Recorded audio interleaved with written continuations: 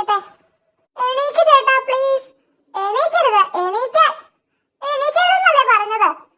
ആ, എന്നോട് ആജ്ഞാപിക്കാൻ നീ ആരാ? ഞാൻ എണീക്കും. കളഞ്ഞു. എന്നാലും നമ്മൾ കുറച്ചു നേരം പോരാടി.